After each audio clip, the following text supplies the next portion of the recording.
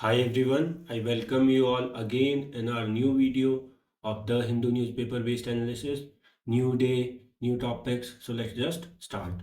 First question today is the Central Consumer Protection Authority CCPA established under the Consumer Protection Framework mainly functions to।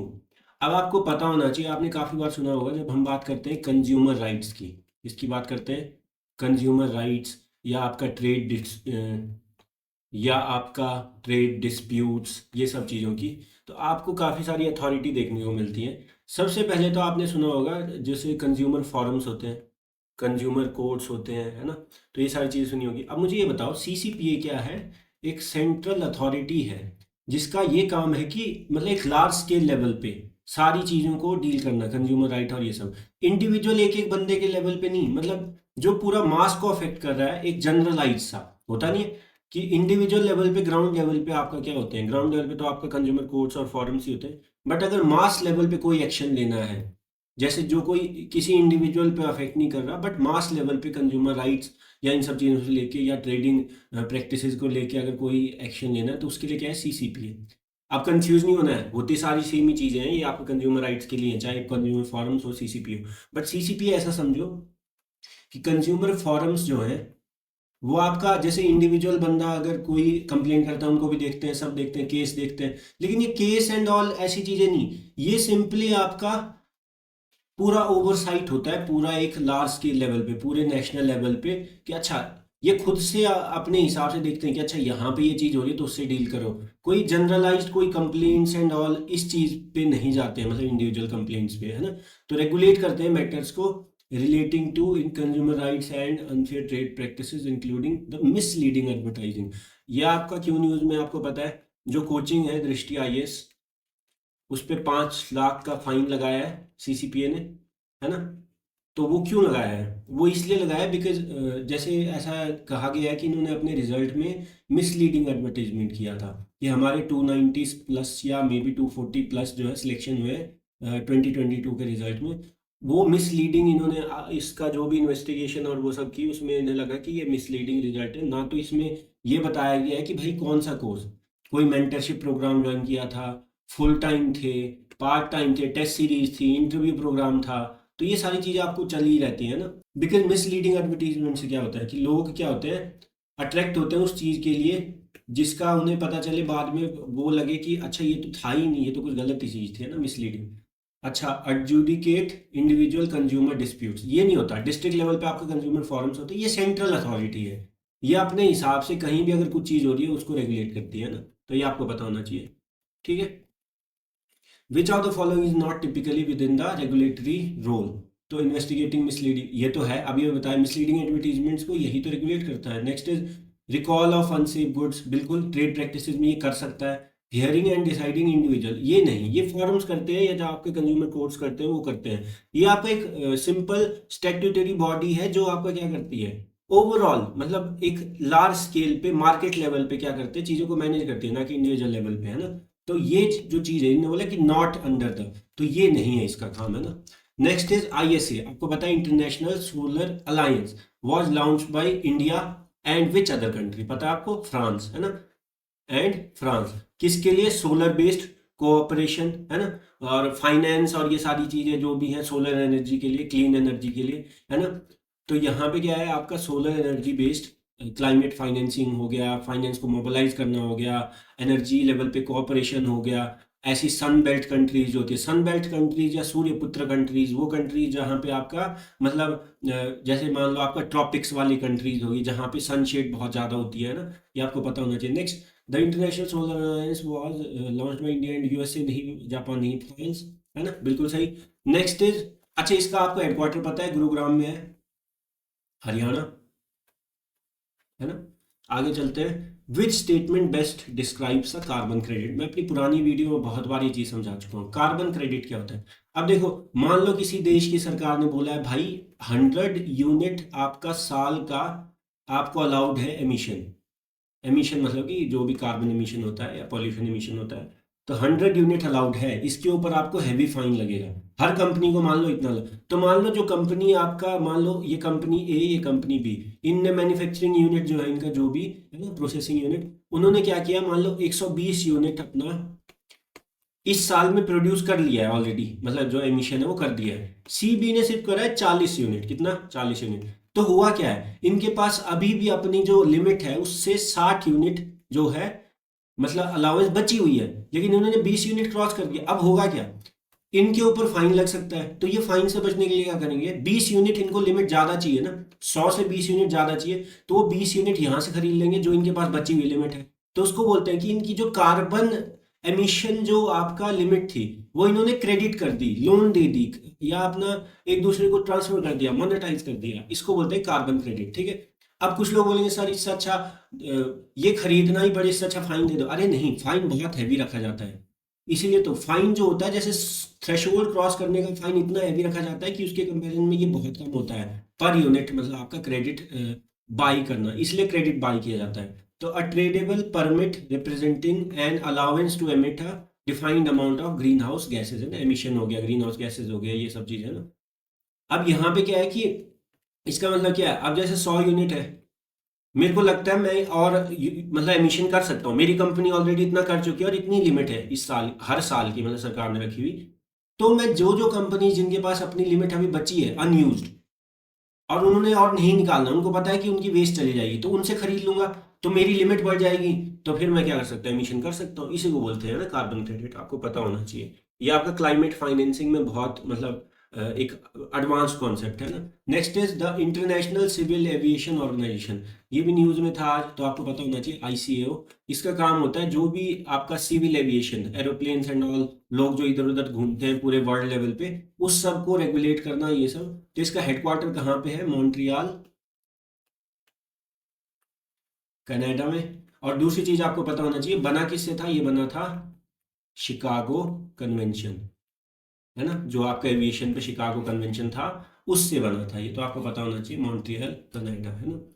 Next is clean energy. Clean energy आपको पता होना चाहिए, ऐसी energy जो produce होती है by, देखो zero तो बिल्कुल, देखो दुनिया में जीरो जैसा कुछ नहीं होता है, कुछ ना कुछ थोड़ा बहुत एमिशन तो होगा ही होगा, बट हम क्या कर सकते हैं, वेरी लो, तो नियर जीरो बोल सकते हैं, है ना, नियर जीरो और very low GHG emissions across its life cycle. Life cycle मतलब पूरी प्रोसेस में, यहाँ पे पॉइंट ऑफ व्यूज की बात हो रही है कि जीरो एमिशन है, तो पॉइंट ऑफ व्यूज की बात नहीं कर रहा हूँ, पूरी प्रोसेस में, प्रोडक्शन से लेके सप्लाई से लेके एंड यूजर तक, है ना, सारे में आपका कोई भी आपका मतलब एमिशन जो है उसका लेवल बहुत ज़्यादा नहीं होना चाहिए ना, ग्रीन हाउस गैस के एमिशन का। Next is in Indian constitutional jurisprudence, है ना, जूरिस्प्रूडेंस आपको पता होना चाहिए क्या होता है, basic politic, which supreme court case significantly expanded the protection of personal liberty under article 21 by reading due process into procedure established by law. तो अब क्या है, पहले क्या होता था, ये केस है Maneka Gandhi versus union of India, यहाँ पे आपको पता होगा कि पासपोर्ट और ये सारी चीज़ें, मतलब इनको बोला था कि सबमिट कर दो, है ना, मतलब इनसे बोला गया था और कॉज नहीं बताया गया था, मतलब केस क्या बैकग्राउंड क्या वो बात की बात है, लेकिन इसमें क्या था कि ये केस में जजमेंट दी गई कि भाई आपने अगर कोई लॉ बनाया है, मान लो आपने अगर कोई लॉ बना दिया, एक होता है लॉ को बनाया, तो उसका कोई प्रोसीजर होता है, ठीक है। अब कुछ लोग बोलते हैं कि लॉ का प्रोसीजर क्या है, कि बिल लाओ, बिल को पार्लियामेंट में पास कर दो और उसके रूल्स ड्राफ्ट कर दो और हो गया, है ना। बट भाई क्या जरूरी है ये लॉ, अगर इस प्रोसीजर पे से बना है तो क्या जरूरी है ये एक अच्छा लॉ भी होगा, will this be a just law.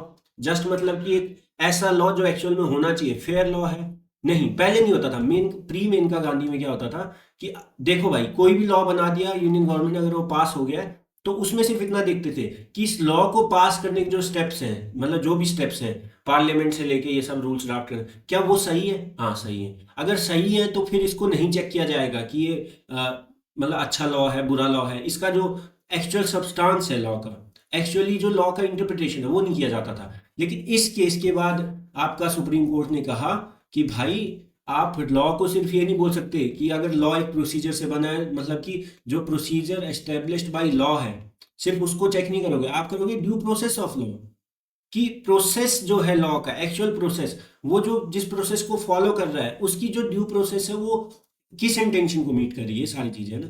अब इसमें क्या होता है, देखो ध्यान से सुनना है, आपको ये समझ आना चाहिए कि मैं आपको एग्जांपल दूं, मान लो जैसे यूएपीए हो गया, एनएसए हो गया, इन सब लॉज का जैसे आपका बहुत सारा अगेंस्ट आर्ग्यूमेंट होता है, इसमें भी तो यही बोला जाता है। देखो लॉ तो ये भी अच्छे से ही पास हुआ है ना, पार्लियामेंट से पास हुआ है, ये भी अच्छे से पास हुआ है, बट कईयों को ये जस्ट नहीं लगता है। तो यहाँ पे इसीलिए बोला जाता है कि आपको इंटरप्रिटेशन करना हो तो आपको सिर्फ ये नहीं देखना, कल को मैं ऐसा लॉ बना दूं कि भाई कोई भी चाहे तो मतलब दो थप्पड़ मार सकता है आप पे, है ना, और लॉ पास भी हो जाए, रूल्स भी बन जाए, सब हो जाए, मतलब प्रोसीजर तो फॉलो हुआ, पर लेकिन प्रोसीजर एस्टेब्लिश बाय लॉ, उससे लॉ पास करना, कि जो लॉ को पास करने का जो प्रोसीजर है, लॉ की जो लीगैलिटी है, वो तो फिर भी ठीक है, लेकिन क्या ये दो थप्पड़ लगाना ये फेयर है? नहीं है ना।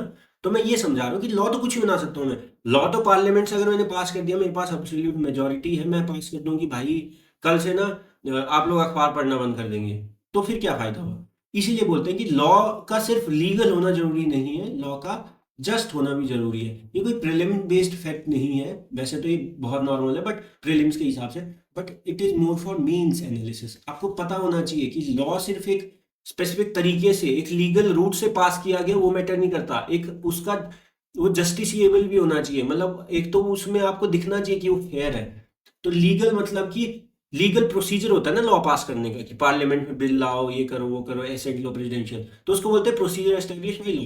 लेकिन जो प्रोसेस है लॉ की, क्या उसके लिए जो इंटेंशन है वो मीट करे जा रहे हैं, क्या वो इंटेंशन फेयर है, वो सारी चीजें due process of law.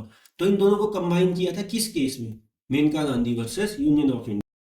Next is under the international climate policy a primary rule of carbon credits, अभी अभी पढ़ा, ट्रेडेबल क्रेडिट्स होते हैं, है ना, तो remove the need for national, नहीं बिल्कुल नहीं, क्लाइमेट कमिटमेंट्स की नीड क्यों, provide a market mechanism that channels the funds to reduce emissions where it is cheapest, बिल्कुल सही है ना, मार्केट मैकेनिज्म दे दिया कि आपके जो फंड है वो चैनलाइज हो रहे हैं, क्योंकि पता क्या हो रहा है, अब जब आपको पता है कि आपको खरीदना पड़ेगा और फंड खर्च करने पड़ेंगे, तो आप एमिशन खुद से रिड्यूस करने का ट्राई करोगे कि मैं इस लिमिट में ही रखता हूँ यार, 100 यूनिट के अंदर रखता हूँ, है ना, तो फिर फायदा होगा मुझे, समझ आता है। और मोटिवेट भी होंगी कंपनी कि भाई अगर मैं अपनी यूनिट बचाऊंगी तो मैं उनको ट्रेड कर सकती हूँ, फाइन से बचने के लिए आप सामने वाली कंपनी को मतलब प्राइस कोट कर दोगे, उनको हो सकता है लेना पड़े मजबूरी में। Next is which of the following best describes the main purpose of a statutory consumer regulator like CCPA. CCPA की क्यों जरूरत है, मैंने अभी आपको बताया, the regulator adjudicates civil disputes and awards, नहीं ये कंज्यूमर कोर्ट का काम है, ठीक है। Next is the regulator enables market level enforcement, बिल्कुल सही, रिकॉल्स हो गए, मतलब जो हार्मफुल गुड्स है उनको वापस लेना मार्केट से, इन्वेस्टिगेशन हो गई, अनफेयर प्रैक्टिस अगर ट्रेड की उनको बैन करना, commissions hear individual claims and award relief, है ना। तो कंपेयर करना था आपको कि सीसीपीए वर्सेस कंज्यूमर कमीशन में क्या डिफरेंस है। तो सीसीपीए मार्केट लेवल में क्या करता है, चीजों को आपका मैनेज करता है, चाहे वो अनफेयर ट्रेड प्रैक्टिसेस को मतलब आपका इंस्पेक्ट करना हो, चाहे वो आपका हार्मफुल गुड्स को रिकॉल करना हो, चाहे इन्वेस्टिगेशन करनी हो। लेकिन कमीशन क्या करती है, कमीशन ये सब काम नहीं करती, कमीशन आपका इंडिविजुअल क्लेम्स जो आप कंज्यूमर कोर्ट में डालते हो या अवार्ड, ये सब चीज़ों पे इंडिविजुअल मैटर्स को हियर करती है ना, ये आपको पता होना चाहिए। Next is which of the following best describes the classical difference between procedure established by law and due process of law, है ना। तो ये आपका मेनका गांधी जजमेंट से पहले आपको पता, देखो ध्यान से, procedure established by law required courts to test fairness, नहीं बिल्कुल नहीं, procedure established by law required only that a law exist and is enacted by legislature, मतलब प्रोसीजर फुलफिल्ड है कि लॉ एग्जिस्ट कर रहा है ना। प्रोसीजर जो है, जिस लॉ को जिस तरह से पास किया गया है, वो आपका एक स्पेसिफिक जो प्रोसीजर है, जो मतलब एक लीगल प्रोसीजर है, उसको फॉलो करके पास किया गया, जैसे पार्लियामेंट के थ्रू, लेजिस्लेचर के थ्रू, या स्टेट जो भी आपका है ना। तो प्रोसीजर एस्टेब्लिश्ड बाय लॉ ये सही है, due process required a procedure to be fair just and reasonable, ठीक है।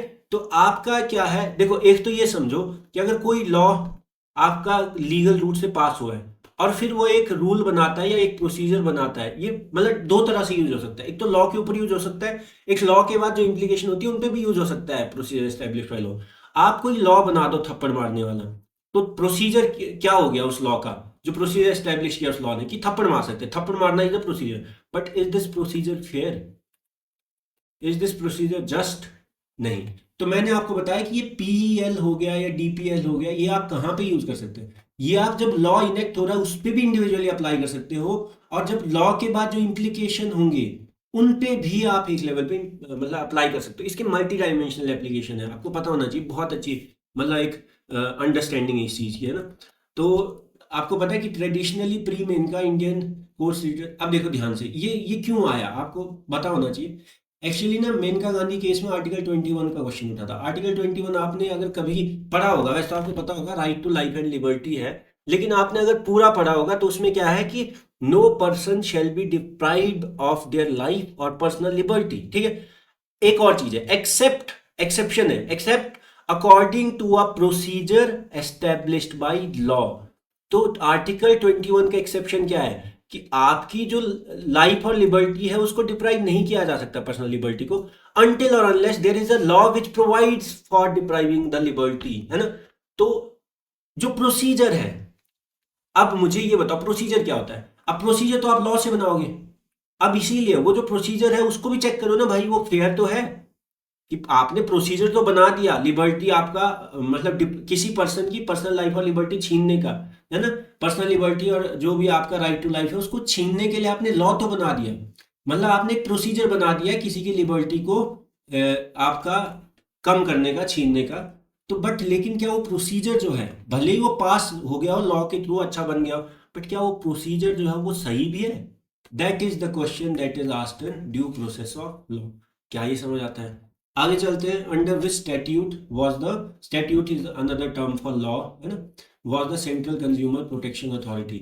अभी अभी बताया क्या है, सीसीपीए बना है आपका सीपीए 2019 से, ठीक है। और सीपीए 2019 का भी अगर मैं बोलूँ तो सेक्शन 10 एम्पावर करता है ये सब चीज़ों के लिए ना, उस मतलब एग्जैक्ट इस पे बेसिस पे बना है ना, तो आपको पता होना चाहिए। अब इस पूरे जो ये पूरा पार्ट था, इसमें मुझे सबसे इंटरेस्टिंग लगा procedure established by law in due process of law. कहाँ आता है ये? आर्टिकल 21 का जब आप एक्सेप्शन की बात करते हो, पूरी स्टेटमेंट पढ़ोगे जब आप, कि भाई किसी भी इंसान की आप जो लिबर्टी है, पर्सनल लिबर्टी या लाइफ है, राइट टू लाइफ, उसको आप उस चीज से डिप्राइव नहीं कर सकते उस इंसान को, ठीक है, उसको आपको देना ही पड़ेगा। लेकिन except if there is a procedure, है ना, if there is a procedure established by law which provides for that thing, which provides for deprivation of the personal liberty and life, right to life of that specific individual, है ना। Exception जो है procedure establish by law, उसको समझना पड़ेगा। अब काफी बार पहले क्या होता था कि भाई ठीक है आपने लिबर्टी छीन ली, जैसे मेनका गांधी केस से पहले क्या होता था कि लिबर्टी छीनने के लिए आपके पास, ठीक है, आपने लॉ बनाए, उस हिसाब से आप इनकी फ्रीडम रिस्ट्रिक्ट कर रहे हो, उस हिसाब से आप इनकी पर्सनल लिबर्टी रिस्ट्रिक्ट। जैसे मेनका गांधी केस में क्या था कि आपका जो पासपोर्ट अथॉरिटीज थी उन्होंने मेनका गांधी को नोटिस भेजा था कि भाई आप अपना पासपोर्ट हमारे पास सबमिट कर दीजिए, पासपोर्ट सीज हो जाएगा आपका, है ना। लेकिन उनको रीजन नहीं बताया था, तो उस चीज पे केस हुआ था। तो आप ये बताइए मुझे कि एक तो रीजन ना देना, because every person has a right to hear about what's going on backstage for the reason जो आपके साथ हो रहा है ना। तो प्रोसीजर आपका सिर्फ मतलब ऐसा नहीं है कि आपने जैसे मान लो वो तो एक्ट में था, मान लो आपने, आप नोटिस भेज सकते हैं, आप सीज कर सकते हैं, बट भाई वो सीज करने का जो प्रोसीजर है वो बना किससे? वो लॉ से बना है। तो ये तो पहले तो सिर्फ यही बात होती है कि ठीक है भाई सीज करने का प्रोसीजर लॉ में दिया है तो ठीक है मतलब कर सकता हूँ। लेकिन अब बात होती है ड्यू प्रोसेस ऑफ लॉ, कि भाई सिर्फ ये मत देखो कि प्रोसीजर लॉ में दिया हुआ है कि नहीं, ये भी तो देखो कि वो जो प्रोसीजर है वो एक तरह से फेयर भी है कि नहीं है। तो ड्यू प्रोसेस, पूरी लॉ की लीगैलिटी की प्रोसेस देखो, समझ आता है, उसका इंटेंशन देखो, एक्चुअल में जो वो फेयर है कि नहीं है, ये सब चीजें। बाकी ये जो टॉपिक है ना, ये एक बहुत ही मतलब मेंस हैवी टॉपिक है, ये बहुत अच्छा टॉपिक है, वैसे तो आप लोगों ने पढ़ा होगा, है ना। बाकी नहीं तो मैं इस पे एक स्पेसिफिक वीडियो भी लाऊंगा जो फंडामेंटल राइट्स एंड ऑल होते हैं, है ना, मतलब बहुत जल्द। तब तक के लिए हम मिलते हैं अपनी नेक्स्ट वीडियो में day after tomorrow, because we like skip on Sundays, है ना। You take rest, you revise the things that have been covered in the week, है ना, and let's see you all in the next video. So thank you.